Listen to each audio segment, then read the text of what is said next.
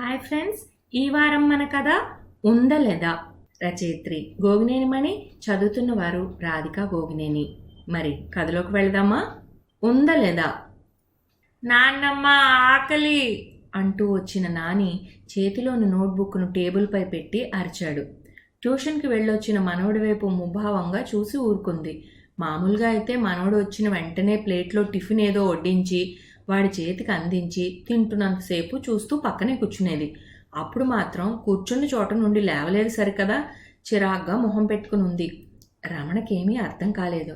నాన్నమ్మ బాగా ఆకలి వేస్తోంది, రోకలు మింగమంటావా చెప్పు అన్నాడు నవ్వించే ప్రయత్నం చేస్తూ.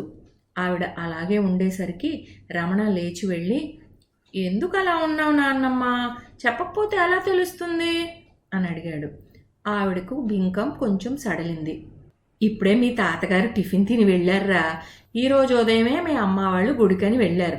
సరే, ఈ పూటకి టిఫిన్ ఏమీ వద్దన్నా విని ఊరుకోకుండా నేను ఉప్మా చేద్దామని చేశా. వంట అలవాటు తప్పి చాలా నాళ్ళు అయిందిగా, ఎలా ఉంది అని అడిగితే బాగుందనో బాగలేదనో చెప్పకుండా వెటకారంగా బొందలా ఉందన్నట్టు అదేదో మాట అన్నారా. నాకు బాగా కోపం వచ్చింది. అదేం భాష కూడా నాకు తెలియలేదు. సరే, నువ్వు వచ్చాక అడుగుదామని ఊరుకున్నా. ఆ మాట ఏమిటో మర్చిపోతానేమోనని రాసి ఉంచా, చెప్తానుండు అంటూ లేచి వెళ్ళి పిండి ఆరబెట్టి ఉన్న ఒక ప్లేట్లో వేలితో పిండిలో రాసి ఉన్న అక్షరాలను చదివి ఉందా లేదా అని చెప్పింది. రమణ ఆ మాటను తలుచుకుని దానికి అర్థమేమై ఉంటుంది అని ఆలోచించాడు. ఆవిడ మనవడితో మళ్ళీ చెప్పింది, మీ అక్క శైలు కూడా మీ తాతగారితోనే కూర్చుని టిఫిన్ తింది. వెంటనే హడావిడిగా ఎవరినో కలవాలని వెళ్ళిపోయింది. ఆ తర్వాతనే మీ తాత అలా అన్నారు. లేకపోతే శైలుకు అర్థం తెలిసేమో అడిగేదాన్ని. చిన్నబోయిన నాన్నమ్మ మొహం చూసిన రమణ, తెలిసింది నాన్నమ్మ, ఈ మధ్య తాతయ్య కొరియన్ భాష ఏదో బుక్ చూసి నేర్చుకుంటున్నారులే. నిన్న సాయంకాలం నాకు కొన్ని పదాలు వాటి అర్థాలు చెప్పారు. ఉందా లేదా అంటే చాలా బాగుంది అని అర్థం. ఆ మాటలేవో గుర్తు చేసుకుంటూ అలా చెప్పేసి ఉంటారు అన్నాడు. అవునా, నిజమా అంటూ ఆవిడ మొహం ఇంత చేసుకుంది. నేనేమో మీ తాత కోసం కష్టపడి చేస్తే అలా తీసి పడేసినట్లు బొందలా ఉంది అన్నట్లు మాట్లాడారేమిటా అని కోపం తెచ్చుకున్నాను సుమా అంది చిరునవ్వుతో చూస్తూ. రమణ, అమ్మయ్య ఏదో చెప్పి నాన్నమ్మని కులాసా చేసేశానే అనుకుంటూ ముందు గదిలోకి వచ్చాడు. అక్కడ రమణ అన్నయ్య కిషోర్ ఖిన్న వదనంతో కూర్చునుంటే ఏమిటని ఆరా తీశాడు. కిషోర్ విషయం వివరించాడు. నాన్న కాలేజీ ఫీజు కని ఇచ్చిన డబ్బు నా ఫ్రెండ్కి ఏదో అత్యవసరం అయితే అప్పుగా ఇచ్చానురా. వాడు తిరిగి ఇవ్వటం కొంచెం ఆలస్యం అవుతుందని అన్నాడు. నాకేమో ఫీజు కట్టాల్సిన గడువు దాటుతోంది.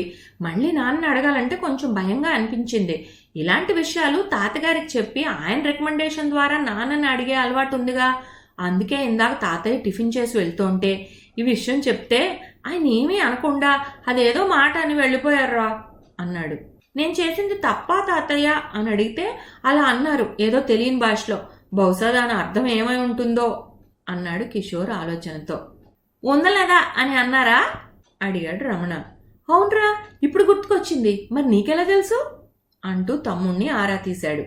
నాన్నమ్మకు చెప్పినట్లే అన్నగారికి చెప్పి కొరియన్ భాషలో మంచి పనే చేశావు అని అర్థంలే, నువ్వేం కంగారు పడకు నిన్నేదో అన్నారని అంటూ ధైర్యం చెప్పాడు. అవునా అంటూ తేలికపడినట్లుగా మొహం పెట్టాడు కిషోర్. తాతగారినే ఆ మాట అడగాలని రమణ ఆ గదిలోకి వెళ్ళబోతూ అక్కడ హాల్ గదిలో కూర్చున్న నీలుని చూసి తన దగ్గరికి వెళ్ళి కూర్చున్నాడు. పక్క ఇంట్లోనే ఉండే చిన్నాన్నగారి అమ్మాయి నీలు తరచూ వాళ్ళ ఇంటికి వచ్చి వెళ్తూ ఉంటుంది. పట్టులంగా జాకెట్టు పూలజడ ముస్తాబులో ఉంది.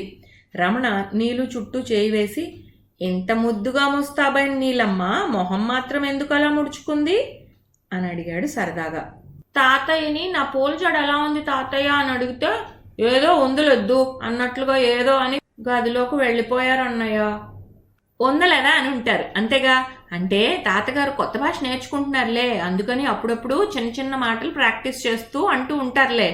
ఇంతకీ ఆ మాట ఉందలేదా కదూ, దాని అర్థం చాలా ముద్దుగా ఉన్నావు అనే.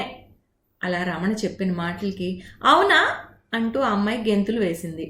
ఇంతకీ ఉందలేదా అనే మాటకు అసలు అర్థం ఏమిటో తాతగారిని అడిగి తెలుసుకోవాలి.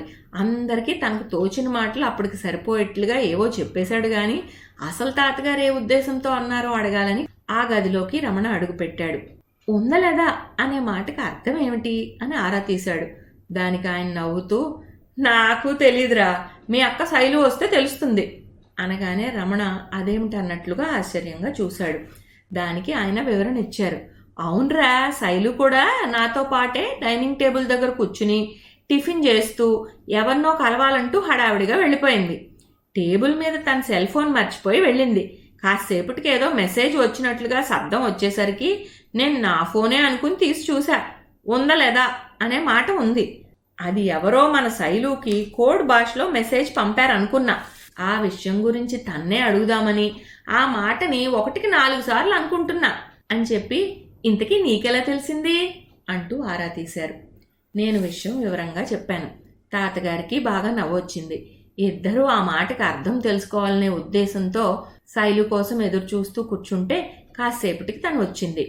ఈ విషయం ఏమిటని అడిగితే తెల్లమొహం వేసింది, తనకు తెలియదన్నట్లుగా. తన ఫోన్ తీసి చూసుకుని అప్పుడు ఫక్కుని నవ్వింది.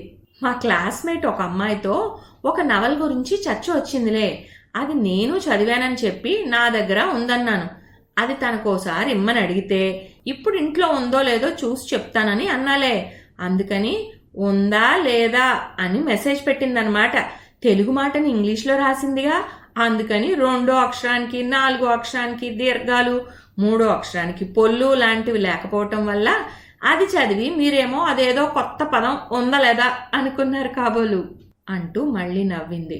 విషయం విన్న వాళ్ళిద్దరికీ కూడా నవ్వొచ్చింది. ఇంతటితో ఉందా లేదా కథ సమాప్తం. వచ్చే వారం ఇంకో కథతో కలుద్దాం.